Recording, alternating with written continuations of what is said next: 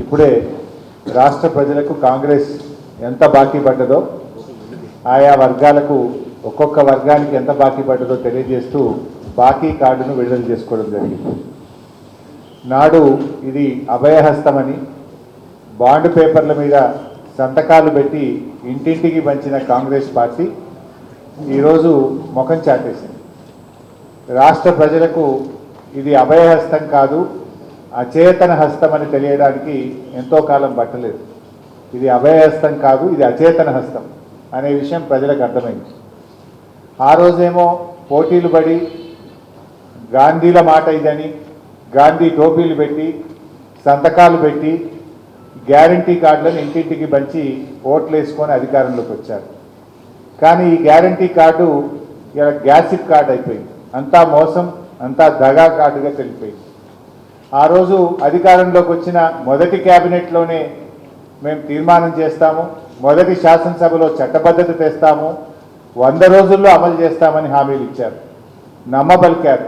ఇది సోనియా గాంధీ మాట అన్నారు, ఇది రాహుల్ గాంధీ మాట అన్నారు. రేవంత్ రెడ్డి చెప్తే నమ్ముతారో నమ్మరో అని గాంధీల మాటగా ప్రచారం చేశారు. 100 రోజులు కాదు, ఇలా 700 రోజులైనా కూడా అమలుకు నోచుకోలేదు. ఆ గాంధీలేమో ఇలా హైదరాబాద్కు రావకుండా ముఖం చాటేసింది. ప్రజలు ఎక్కడ నిలదీస్తారో, ప్రజలు ప్రశ్నిస్తారని ఆ గాంధీలు ఇలా హైదరాబాద్కి వస్తలేరు, ముఖం చాటేసినటువంటి పరిస్థితి. ఇలా రివ్యూ చేయాల్సిన బాధ్యత లేదా?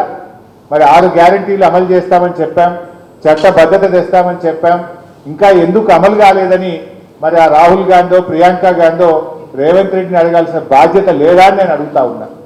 మరి ఆ రోజు ఎన్నికల ముందు గల్లీ గల్లీ తిరిగిన గాంధీలు ఇవాళ ఎందుకు ముఖం చాటేస్తున్నారో రాష్ట్ర ప్రజలకు సమాధానం చెప్పాలని చెప్పి నేను అడుగుతా ఉన్నాను.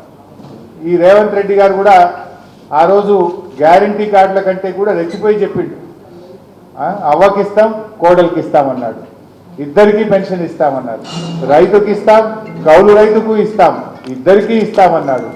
ఎన్నికల ముందేమో రజనీకాంత్ లెక్క మాట్లాడిండు, ఎన్నికలు అయినాక రేవంత్ రెడ్డి గజనీకాంత్ లాగా మారిపోయింది. ఈరోజు ఇవాళ ఇప్పుడు అన్ని కటింగ్లే, ఏది చూసినా కటింగ్లే పెట్టుండు. ఎట్లా ఉందంటే చీఫ్ మినిస్టర్ అంటే చీఫ్ మినిస్టర్ రేవంత్ రెడ్డి కాదిన cutting minister, cutting master Revanth Reddy అయిపోయింది. ఈయన చీఫ్ మినిస్టర్ రేవంత్ రెడ్డి కాదు, కటింగ్ మాస్టర్ రేవంత్ రెడ్డి. 2 రకాల కటింగ్లు. ఒకటేమో కేసీఆర్ గారు ప్రభుత్వం ప్రారంభించిన మంచి పనులు, బీఆర్ఎస్ ప్రభుత్వం చేపట్టినటువంటి కార్యక్రమాలకు, భవనాలకు కానీ, ఆసుపత్రులకు కానీ, స్కూళ్ళకు కానీ, కాలేజీలకు కానీ, ఫ్లైఓవర్లకు కానీ, బ్రిడ్జిలకు కానీ, ఎస్టీపీలకు కానీ రిబ్బన్ కటింగ్ చేస్తుండిపోయి. ఒకటేమో రిబ్బన్ కటింగ్, ఇంకోటేమో కేసీఆర్ గారు ప్రారంభించిన మంచి పథకాలు ఉంటే వాటిలో కటింగ్ పెట్టుడు.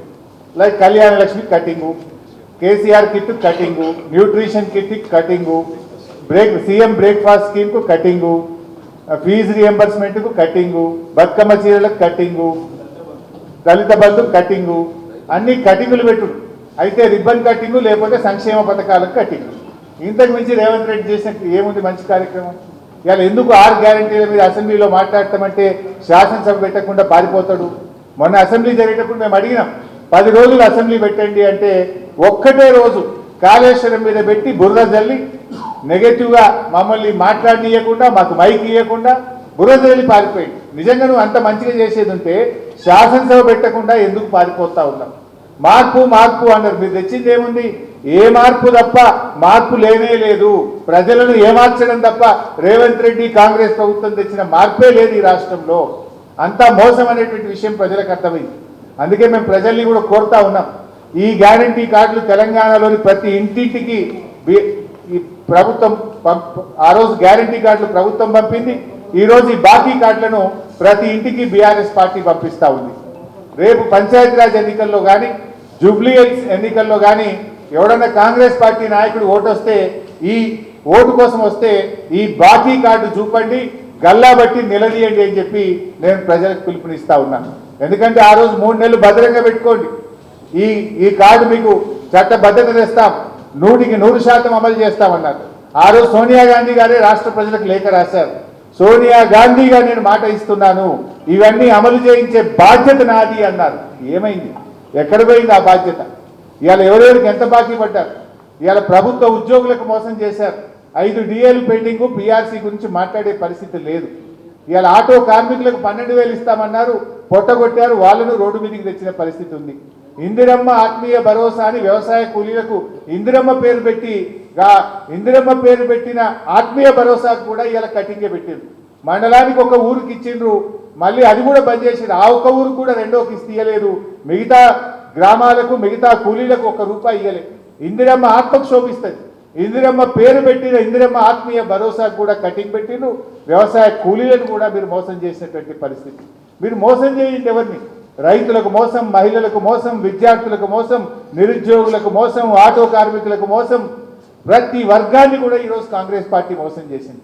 ఈ కాంగ్రెస్ మోసాల మీద, కాంగ్రెస్ మీద ఒత్తిడి పెంచి రైతులకు, రాష్ట్ర ప్రజలకు రావాల్సినటువంటి బాకీని ఈ ప్రభుత్వం మీద ఒత్తిడి పెంచి ప్రజలకు అందే విధంగా చూడడమే ప్రధాన ప్రతిపక్షంగా మా బాధ్యత.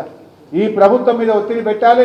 రైతులకు రావాల్సిన డబ్బు, నిరుద్యోగులకు రావాల్సిన ఉద్యోగాలు, మహిళలకు రావాల్సిన తులం బంగారం, మహాలక్ష్మి 2,500 ఇవన్నీ ఆయా వర్గాలకు అందే విధంగా ప్రధాన ప్రతిపక్షంగా ప్రభుత్వం మీద ఒత్తిడి తెచ్చే కార్యక్రమం చేయబోతా ఉన్నాం.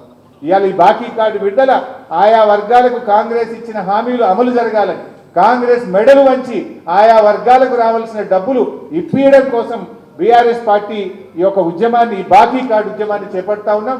ఈ కార్డు ప్రతి ఇంటికి పంపుతాం. ప్రతి ఇంట్లో కూడా వారికి అర్థమయ్యేటట్టుగా బీఆర్ఎస్ కార్యకర్తలు వివరిస్తారు. దీంతో రేపు కాంగ్రెస్ నాయకుడు పంచాయతీ ఎన్నికల్లో, జూబ్లీహిల్స్ ఎన్నికల్లో వస్తే ప్రజలే మిమ్మల్ని నిలదీస్తారు.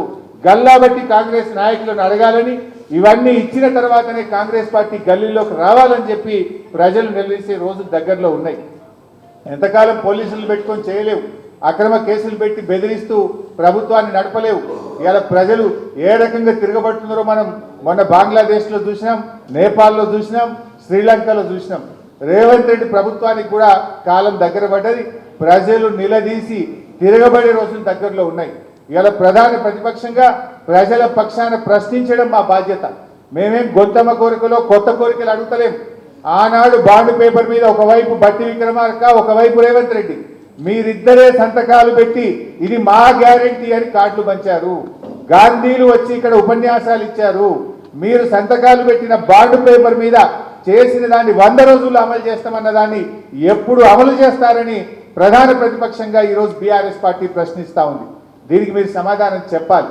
ఇవాళ మీరు ఆ రోజేమో మాకు చాలా అనుభవం ఉంది, డబ్బులు సమీకరిస్తాం, ఎలా సంపాదించాలో, ఎలా ప్రజలకు ఇవ్వాలో మాకు తెలుసని నమ్మబలికారు. ఇవాళ ప్రతిపక్షం మీద బురద జల్లుతూ తప్పించుకోవాలని చూస్తూ ఉన్నారు. ప్రశ్నిస్తే కేసులు పెడతా ఉన్నారు. తప్పించుకోలేరు. మీరు ప్రజలకు ఇచ్చిన హామీలు అమలు చేయాల్సిందే. బాకీలతో సహా చెల్లించాలి. 100 రోజుల్లో అమలు చేస్తామన్నారు. ఇవాళ 700 రోజులైంది. మీరు మొత్తం బకాయితో సహా ఇలా బాకీలు చెల్లించాల్సిన బాధ్యత మీ మీద ఉంది అని వివరిస్తూ ఈరోజు ఇంత మంచి కార్యక్రమాన్ని వర్కింగ్ ప్రెసిడెంట్ కేటీఆర్ గారు ఈ బాకీ కార్డును విడుదల చేస్తూ తెలంగాణ ప్రజల్ని చైతన్యం చేసే ఇంత మంచి కార్యక్రమాన్ని వారు చేపట్టినందుకు వారిని అభినందిస్తూ వారిని మాట్లాడాల్సిందిగా కోరుతున్నాను.